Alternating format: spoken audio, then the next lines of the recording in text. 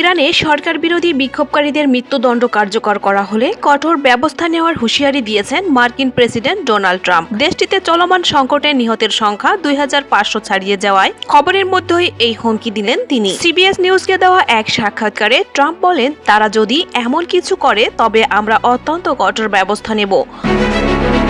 মঙ্গলবার রাতে সাক্ষাৎকারটি প্রচারিত হয়। এর কয়েক ঘন্টা পরই ইরানের ভেতরে হতাহতের প্রকৃত সংখ্যা নিয়ে মার্কিন প্রেসিডেন্টের কাছে ব্রিফিং করার কথা ছিল।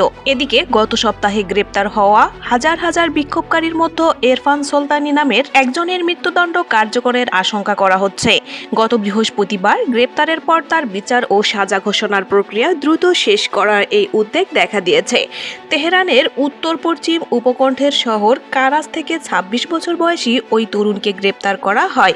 দেশজুড়ে ইন্টারনেট সেবা পুরোপুরি বিচ্ছিন্ন করে দেওয়ার ঠিক আগ মুহূর্তে যখন বিক্ষোভ তুঙ্গে ছিল, তখনই তিনি নিরাপত্তা বাহিনীর হাতে ধরা পড়েন। মানবাধিকার সংস্থা অ্যামনেস্টি ইন্টারন্যাশনাল সুলতানির বিষয়টি সামনে এনে সতর্ক বার্তা দিয়েছে। সংস্থাটি বলছে, ইরানি কর্তৃপক্ষ ভিন্ন মত দমন করতে আবারও তড়িঘড়ি বিচার এবং খামখেয়ালি মৃত্যুদণ্ড কার্যকরের পথ বেছে নিতে পারে।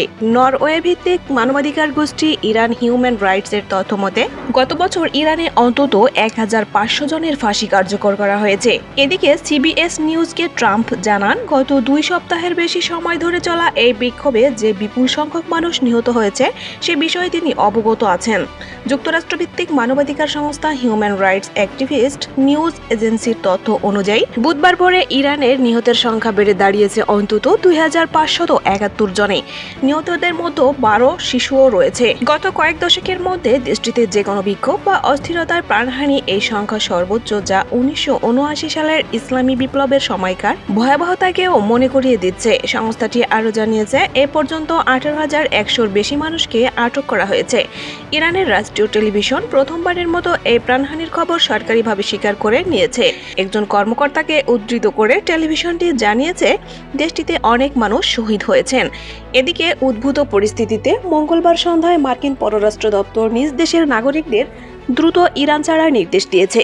বেশ কিছু পশ্চিমা দেশও তাদের নাগরিকদের জন্য একই ধরনের ভ্রমণ সতর্কতা জারি করেছে। সিবিএস নিউজের সাক্ষাৎকারে ট্রাম্পের কাছে জানতে চাওয়া হয়েছিল, ইরানে বুধবার থেকে যে মৃত্যুদণ্ড কার্যকরের কথা শোনা যাচ্ছে সে বিষয়ে তার মন্তব্য কি এবং কঠোর ব্যবস্থা বলতে তিনি আসলে কি বোঝাতে চেয়েছেন। জবাবে প্রেসিডেন্ট ভেনেজুয়েলার সাম্প্রতিক মার্কিন হামলা এবং 2019 সালে ইসলামিক স্টেটের তৎকালীন নেতা আবু বকর আল বাগদাদিকে হত্যার প্রসঙ্গ টেনে ইরান সরকারকে সতর্ক করেন। ট্রাম্প বলেন, ইরানে যা ঘটেছে আমরা তা দেখতে চাই না। যখন তারা হাজার হাজার মানুষকে হত্যা করতে শুরু করে আর এখন আপনারা আমাকে ফাঁসির কথা বলছেন, দেখা যাক এর পরিণতি কি হয়। তাদের জন্য ফলাফল মোটেও ভালো হবে না। এর আগে ট্রাম্প তার নিজের সামাজিক যোগাযোগ মাধ্যম ট্রুথ সোশ্যাল এ বিক্ষোভকারীদের প্রতি সমর্থন জানিয়ে একটি বার্তা পোস্ট করেন। বিক্ষোভকারীদের সমর্থন জানিয়ে ট্রুথ সোশ্যাল ট্রাম্প লেখেন, ইরানের দেশপ্রেমিকেরা আপনারা বিক্ষোভ চালিয়ে যান, আপনাদের প্রতিষ্ঠানগুলোর দখল নিন, খুনি ও অত্যাচারীদের নাম মনে রাখুন, তাদেরকে এর জন্য চড়া মূল্য দিতে হবে। বিক্ষোভকারীদের উপর এই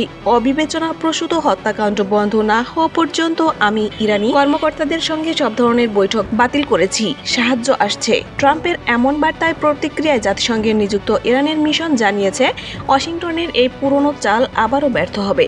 সামাজিক যোগাযোগ মাধ্যম এক্সে দেওয়া এক বিবৃতিতে ইরান জানায়, যুক্তরাষ্ট্রের কল্পনা এবং ইরান নীতি মূলত শাসন ব্যবস্থা পরিবর্তনের লক্ষ্যেই তৈরি। সামাজিক হস্তক্ষেপের অজুহাত তৈরি করতে নিষেধাজ্ঞা এবং সুপরিকল্পিত অস্থিরতা ও বিশৃঙ্খলা সৃষ্টি করাই তাদের কাজের ধরন। ইরানের উপর মার্কিন চাপের তীব্র সমালোচনা করে রাশিয়ার পররাষ্ট্র মন্ত্রণালয়ের এক মুখপাত্র বলেছেন, ইরান বিরোধী বহিঃশক্তিগুলো জনগণের ক্রমবর্ধমান উত্তেজনাকে পুঁজি করে দেশটির রাষ্ট্র ব্যবস্থাকে অস্থিতিশীল ও ধ্বংস করার চেষ্টা করছে। এদিকে গত বৃহস্পতিবার থেকে দেশ জুড়ে টানা কয়েক রাতের গণবিক্ষোভের পর পরিস্থিতি বর্তমানে নিয়ন্ত্রণে রয়েছে বলে দাবি করেছেন ইরানি কর্তৃপক্ষ।